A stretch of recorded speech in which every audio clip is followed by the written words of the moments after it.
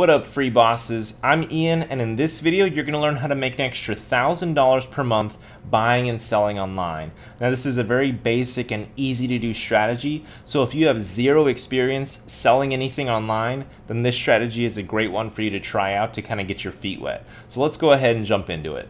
First, you want to find cheap deals. So a cheap deal is anything that is 50 to 80% off what you think you could normally retail it for. This is going to give you a good amount of cushion and profit margin to play with. So let's say that something normally sells for $10, and if you can find it for anywhere from $2 to $5 to be able to buy that and then sell it for $10, that's where you really want to be at with this strategy. Now, where do you find these deals? You can go to Craigslist.com, Facebook Marketplace, eBay deals, Etsy. You can try out AliExpress, Alibaba. You can go around to different garage sales on the weekends and look for different deals and different products that you know that you can sell for higher. Go to apartment complex dumpsters. So this is actually something that I did when I was in college. I basically had an apartment that was right near the entrance, and it was right near the mail place and the dumpster place.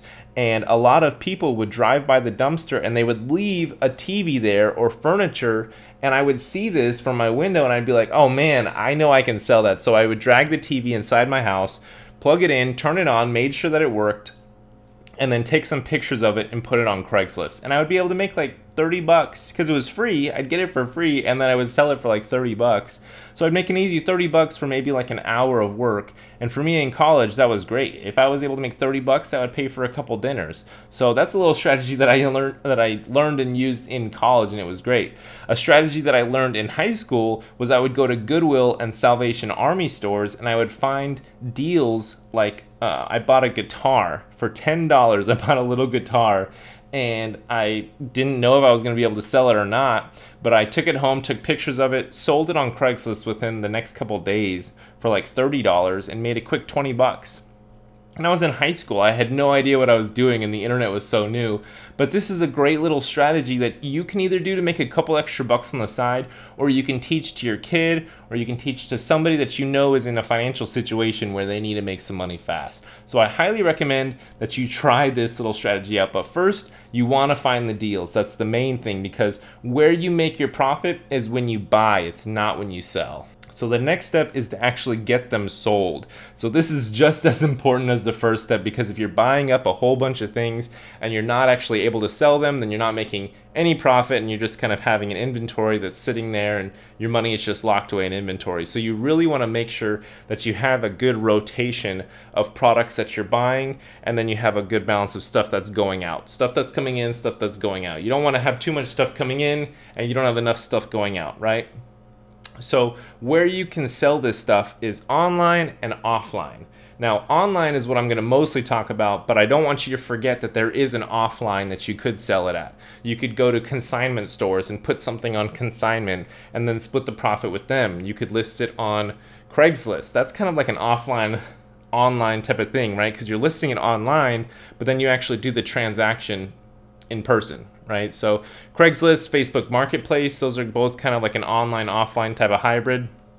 Backpage.com, it's kind of like a Craigslist wannabe, but I don't know, they're a little bit sketchy. I would say mess around with Backpage. I wouldn't really suggest them too hard, but it's something to look into, right? It's an option. You can look at eBay. That's definitely 100% online, because these people could be anywhere in the world or in the country, but you definitely want to be careful with eBay because there are some scammers and some sketchy folks out there. You could do farmers markets. That's probably 100% offline, but you basically would have a little place in the farmers market. Let's say you pay anywhere from 50 to 100 bucks, or maybe you get a deal and you spend 20 bucks on a little booth, and then you sell all the different things that you purchase throughout the month.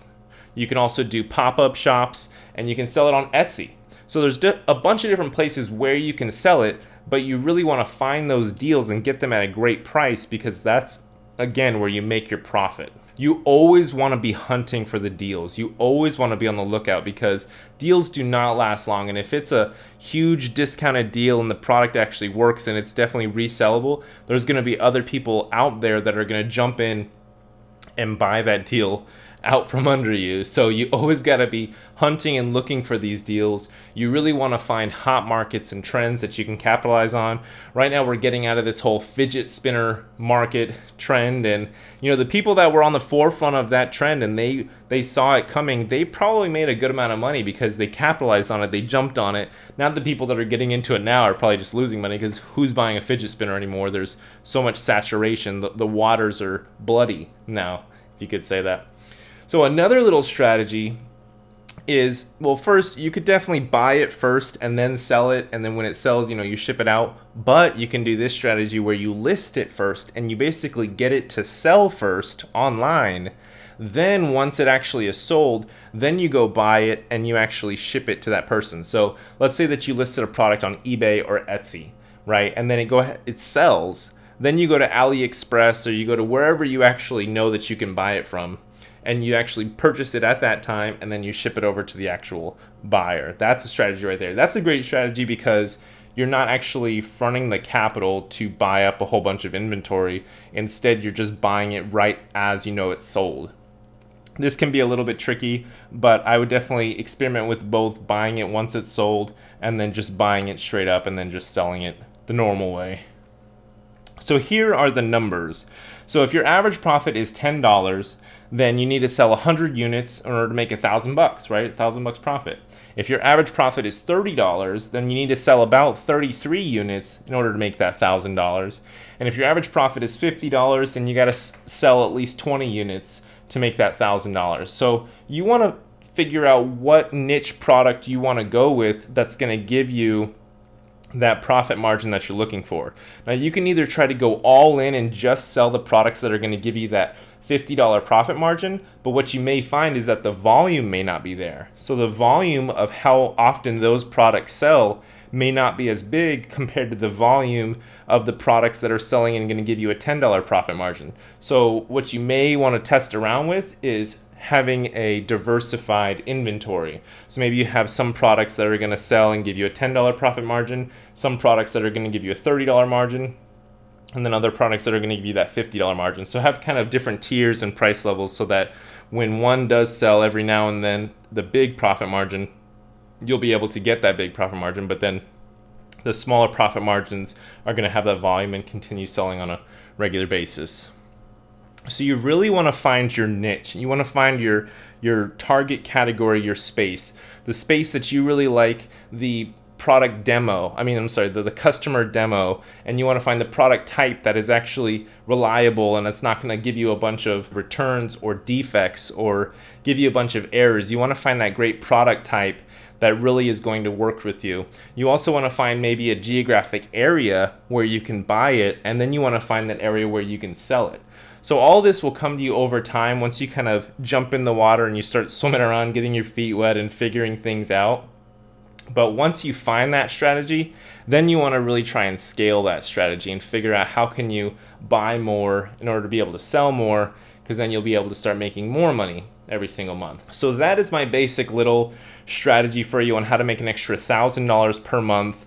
You know, this is something that's very basic. It's just buying for low, selling for high. It's very simple, but the riches are in the niches, as they say. So once you figure out that niche product space that you want to go into, and once you find that area where those deals are, and then you find that area where you can sell it, that's where you'll start to be able to really profit. So if you're not yet a member of our Facebook group, then I highly recommend that you go ahead and join us. You can go to freebosslifestyle.com. In this group, you're going to see an abundance, a ton of content that is very similar to the video that we talked about today. There's also other people in the group that are already free bosses, and you can pick their brain, you can learn from them. And again, what a free boss is somebody that is their own boss and is free to work when and where they want to. So there are some people that are in there that are working on becoming free bosses. They're not able to leave their full-time job yet, and so they're going through this transition to become a free boss. And then there are people in there that are already free bosses, and they are giving back knowledge and hiring people that are wanting to go through this transition and all kinds of stuff like that. So go ahead and join the Facebook group. You can go to freebosslifestyle.com. And then what I want to leave you with is, remember this: the more you learn, the more you earn. So this is great that you're watching educational videos like this, because that means that you're on a good path to earning more. Looking forward to seeing you around in the group, and I'll see you next time.